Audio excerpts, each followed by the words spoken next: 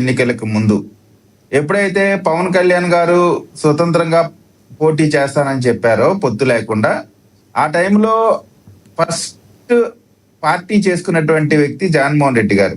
వెంటనే ఆయన చెప్పేశాడు, గతంలో ఈ విధమైనటువంటి ఈ పర్సంటేజెస్ జరిగినాయి, ఈ పర్సంటేజెస్ ఉన్నాయి, ఇప్పుడు పవన్ కళ్యాణ్ గారు విడిపోయారు కాబట్టి ఖచ్చితంగా మనం అధికారంలోకి వస్తాం అనేటువంటి మాట జగన్మోహన్ రెడ్డి గారు చెప్పారు. అంటే పవన్ కళ్యాణ్ గారు కూటమిగా ఉంటే, తెలుగుదేశం పార్టీతో కలిసి ఉంటే 19 ఎన్నికల్లో కూడా జగన్మోహన్ రెడ్డి గారు ముఖ్యమంత్రి అయ్యేటువంటి పరిస్థితి లేదు అనేటువంటి మాట జగన్మోహన్ రెడ్డి గారు చెప్పారు. అయితే మీరు చూడండి, 2014లో పవన్ కళ్యాణ్ గారు బయట నుంచి మద్దతు ప్రకటిస్తే తెలుగుదేశం పార్టీ, బీజేపీ కలిసి అధికారంలోకి వచ్చినాయి. బయట నుంచి వైఎస్ఆర్ కాంగ్రెస్ పార్టీ ప్రతిపక్ష పార్టీగా ఎమర్జ్ అయింది.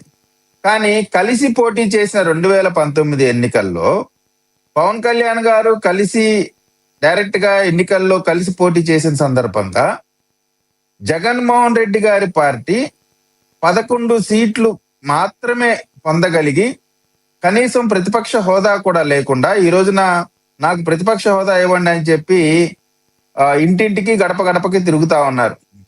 కానీ అసెంబ్లీ గడప మాత్రం తొక్కట్లేదు.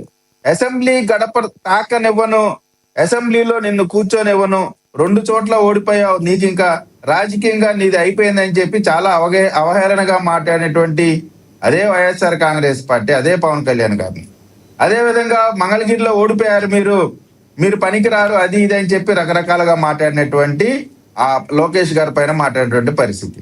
తాత ముత్తాతల నుంచి కూడా 100% ఒకే సామాజిక వర్గం ఉండే పులివెందుల నుంచి పోటీ చేసి గెలిచి అదేదో పెద్ద గొప్ప విషయం లాగా చెప్పుకున్నటువంటి పరిస్థితిలో మంగళగిరి నియోజకవర్గంలో లోకేష్ గారి సామాజిక వర్గం కానీ ఎక్కడా కూడా నామినల్ గా ఉండేటువంటి నెంబరు 20 సంవత్సరాలు 25 సంవత్సరాల పాటు అక్కడ అసలు తెలుగుదేశం పార్టీ అభ్యర్థి గెలిచిన పరిస్థితే లేదు.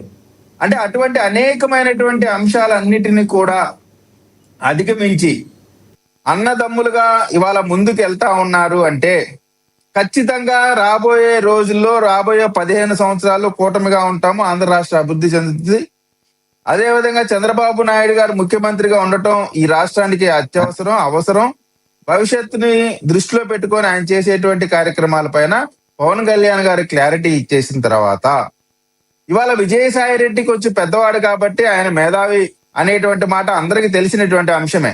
ఆయన అనేకమైనటువంటి అంశాల్లో ఆయన రాజకీయంగా ఎత్తులు జిత్తుల్లో మునగాడనేటువంటి విషయం జగన్మోహన్ రెడ్డి గారికి తెలుసు. అందుకనే జగన్మోహన్ రెడ్డి గారి తర్వాత ఎవరు నెక్స్ట్ రోల్ అంటే విజయసాయి రెడ్డి అనేటువంటి మాట గతంలో అందరం చెప్పుకున్నాం. కానీ అధికారం వచ్చినాక సజ్జల రామకృష్ణారెడ్డి గారు వచ్చారు.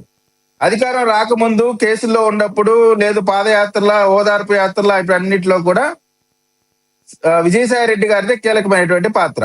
సో ఆయనకు ఉన్నటువంటి అనుభవంలో ఆయన క్లారిటీగా చెప్పేశాడు.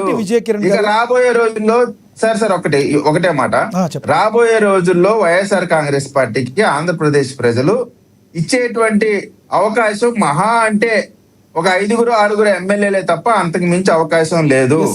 ఎట్టి పరిస్థితుల్లో కూడా ప్రజారంజక పాలన కూటమిగా జరుగుతుంది కాబట్టి విజయసాయి రెడ్డి గారు చెప్పిన మాట 100% కరెక్టే. ఖచ్చితంగా వైఎస్ఆర్ కాంగ్రెస్ పార్టీకి రాష్ట్రంలో ప్లేస్ లేదు. విజయకిరణ్ గారు, ఇంకోటి మాజీ మంత్రి వైసీపీ నేత పేర్ని నాని గారు మాట్లాడుతూ, అసలు చంద్రబాబు పవన్ కళ్యాణ్ బంధం ఎవరు విడగొట్టలేని బంధం. మీరందరూ అనుకుంటున్నారు 2019లో విడివిడిగా పోటీ చేశారని. అది మిస్ఫైర్ అయింది అంతేగాని కేవలం పొలిటికల్ డ్రామాలో భాగంగా పవను బాబు విడివిడిగా తిట్టుకున్నట్టు యాక్ట్ చేశారు.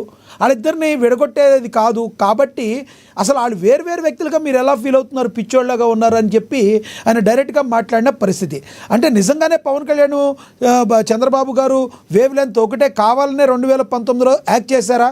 ఎందుకంటే వైసీపీకి వ్యతిరేక ఓటు వెళ్లకుండా చేల్చడానికే పవన్ కళ్యాణ్ అలా ప్రవర్తించారని పేర్ని నాని గారు మాట్లాడిన మాటలో వాస్తవం ఉందంటారా? సార్, ఇటు పవన్ కళ్యాణ్ గారు కానీ, లేదు చంద్రబాబు నాయుడు గారు కానీ, అటు జనసేన, ఇటు తెలుగుదేశం పార్టీ కానీ, ఇటువంటి వీళ్ళు చెప్పేటువంటి దిగజారుమైనటువంటి పరిస్థితి అయితే ఎట్టి పరిస్థితి లేదు. ఒకవేళ కావాలంటే కలిసి పోటీ చేస్తాం, లేకపోతే మద్దతు పడిన అంటే ఓపెన్ గా ఉండేటువంటి పరిస్థితి మనం గతంలో చూసాం, మొన్న కూడా చూసాం. ఇటువంటి ఇవన్నీ ఏంటంటే భావదారిద్రంగా ఉండేటువంటి జిత్తులు మారి నక్క మాటలన్నీ కూడా వీళ్ళకి వెన్నతో పెట్టిన విద్య. ఇవాళ నాని చెప్పేటువంటి కూడా అతను ఊహాజనితమైనటువంటి మాటలు. కాబట్టి అటువంటి పరిస్థితే లేదు. ఎవరికి వారుగా పోటీ చేసినటువంటి పరిస్థితి 19లో ఉంది. ఈ రోజున 2024లో కలిసి పోటీ చేసినటువంటి పరిస్థితి. ఒక్కటైతే బాటం లైన్ క్లారిటీ ఉంది వైఎస్ఆర్ కాంగ్రెస్ పార్టీకి. కూటమిగా ఉంటే వైఎస్ఆర్ కాంగ్రెస్ పార్టీ ప్రతిపక్ష హోదా కూడా రాదు. అంతవరకు అయితే వాళ్ళ క్లారిటీ ఉంది. సో వాళ్ళ నాయకత్వానికి కూడా క్లారిటీ విడగొట్టడానికి ఉంది. వైసీపీ మరి ప్రయత్నిస్తుందని మీరు అంటున్న మాటలు నిజముంటే కలిసి ఉండడానికి ఉన్నంత సత్తా టీడీపీకి జనసేనకు ఉందా, కార్యకర్తలకి ప్రధానంగా? సార్ ఒక మాట రాజకీయ పార్టీలుగా వైఎస్ఆర్ కాంగ్రెస్ పార్టీ ఒక రాజకీయ పార్టీ, జనసేన ఒక కాంగ్రెస్ రాజకీయ పార్టీ, అదేవిధంగా తెలుగుదేశం ఒక రాజకీయ పార్టీ. ఇవి రాజకీయంగా ఎవరి ఎజెండాలు వాళ్ళకుంటే అల్టిమేట్ గా ఎవరికైనా కానీ ప్రజల యొక్క అభివృద్ధి సంక్షేమ ఎజెండాగా ఉండాల్సినటువంటి పరిస్థితి. ఒకసారి అధికారం ఇచ్చిన తర్వాత జగన్మోహన్ రెడ్డి గారు ప్రజల ఎజెండా తీసేసి సొంత ఎజెండాను ముందుకు తీసుకొచ్చిన తర్వాత ప్రజలు ఏదైతే ఆకాంక్ష కోరుకుంటా ఉన్నారో ఆ ఆకాంక్షల ప్రకారం కూటమి కట్టినటువంటి పరిస్థితి. ఖచ్చితంగా పవన్ కళ్యాణ్ గారు, లోకేష్ గారు, అదేవిధంగా తెలుగుదేశం పార్టీ, జనసేన రాబోయే 15 సంవత్సరాల పాటు కూడా కలిసి ఉంటాయి. వీళ్ళు అనేక రకాలుగా కుల రాజకీయాలకి విస్తృతంగా ప్రయత్నం చేస్తా ఉన్నారు. 2019లో 14లో అదే ప్రయత్నం చేశారు, 24లో చేశారు. ఈ రోజు కూడా వాళ్ళు చేసేటువంటి కార్యక్రమం మొత్తం కూడా కుల రాజకీయాలే. కమ్మలకి కాపులకి మధ్య ఏదో అగాధం సృష్టిద్దాము.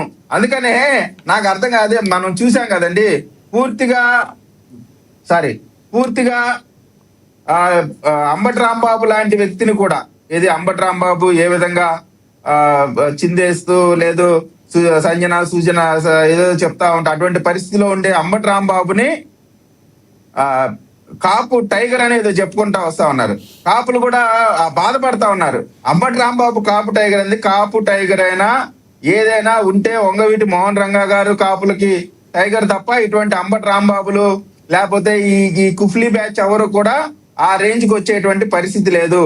టైగర్ అంటే కాపుల్లో టైగర్ అంటే only one for ever Vangaveeti Mohan Ranga గారే తప్ప అటువంటి అవకాశం ఎవరికి రాదు. మోహన్ రంగా గారు కాపుల్లో టైగర్ అంటారా? పేద దళిత వర్గాలకు కూడా ఆయన ఆదుకున్న కారణాలు ఉన్నాయంటారా?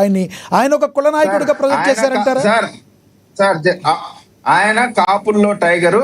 అన్ని కులాల వారు కూడా రంగా గారిని అభిమానించే వాళ్ళు. రంగా గారు కూడా అన్ని కులాల వాళ్ళు కూడా పైకి రావాలా, పేదవాడు నా వాడు అనేటువంటి అంశంలో రంగా గారు ఏ రోజు కూడా వెనక్కిపోయినటువంటి పరిస్థితి లేదు. పేదవాడు పక్షాన పోరాటం చేస్తూనే మరణించినటువంటి పరిస్థితి కూడా. కులాన్ని ఏకతాటిపైకి తెచ్చినటువంటి గొప్ప వ్యక్తి. కాపు కమ్యూనిటీ 4 రకాలుగా 4 దారుల్లో ఉండే వాళ్ళందరినీ కూడా ఒక వేదికపై తీసుకొచ్చి జైల్లో కూర్చొని ఒక పిలిపిస్తే 10 లక్షలతో, ఆ రోజున సోషల్ మీడియా లేదు, ఫోన్లు లేదు, టెక్నాలజీ లేదు.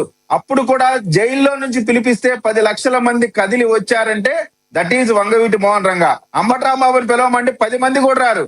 అది మీళ్ళే చెప్తా ఉన్నారు 9 గంటల పాటు మా రాంబాబు ఇంటిపైన దాడి చేస్తున్నారు, కొడుతున్నారు. ఆంధ్రప్రదేశ్ లో ఏ మూల నుంచైనా సరే గుంటూరు రావడానికి